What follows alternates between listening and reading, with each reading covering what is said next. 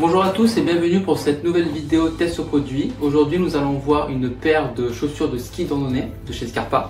Il s'agit de la F1 XT Carbone Azur. Le premier gros point fort que j'ai pu relever, ça va être son poids, puisqu'on a 1228 grammes sur une chaussure, ce qui est vraiment très léger. Donc ce qui va faire ça va être vraiment la construction, les matériaux utilisés, tout ça. On va avoir une guêtre qui va être à ce niveau-là, qui va permettre aussi d'avoir un confort vraiment optimisé au niveau du pied, grâce notamment donc au système de serrage et donc cette guette qui va vraiment envelopper le dessus du pied.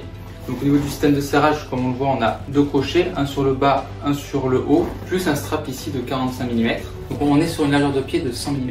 Donc cette guette, en fait, ce qu'elle va permettre, c'est vraiment d'avoir un très bon confort, un très bon maintien du pied qui va vraiment venir s'adapter à son pied.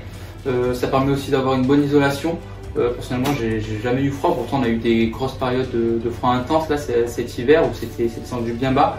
Donc le chausson, voilà, une fois qu'il est sorti, je peux le faire sécher un petit peu mieux, je peux le faire aérer, je peux sortir la semelle, ainsi de suite. Au niveau de la semelle, on est sur une semelle ortholite. C'est vendu aussi avec des petites talonnières pour remonter l'inclinaison si besoin. Donc on peut retirer la semelle pour faire sécher plus rapidement, donc ça c'est très bien. Sur le système à l'arrière ici, pour passer en mode ski ou en mode randonnée, on est sur le dernier système Speedlock LT de chez Scarpa.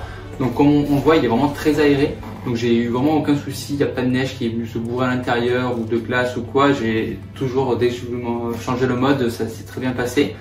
Donc là-dessus, pour moi, c'est aussi un point fort. On va pas avoir un système interne qui va venir peut-être des fois se bloquer avec le gel et où on peut plus le toucher. Donc ça a été très bien pensé. Donc une fois qu'on va passer en mode ski, on va avoir une amplitude de 72 degrés.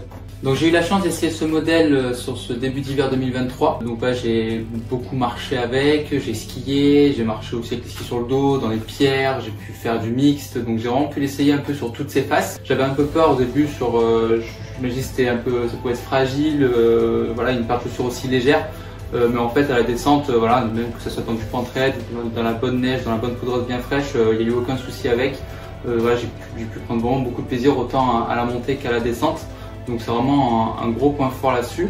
Au niveau de la gomme, au niveau de la semelle, on est sur du Vibram. Il n'y a aucun souci là-dessus. On a du grip, ça reste très confort. On va avoir 72% de débattement lorsqu'on est en mode de marche. Donc voilà, on n'a vraiment pas l'impression d'avoir une paire de chaussures de ski au pied.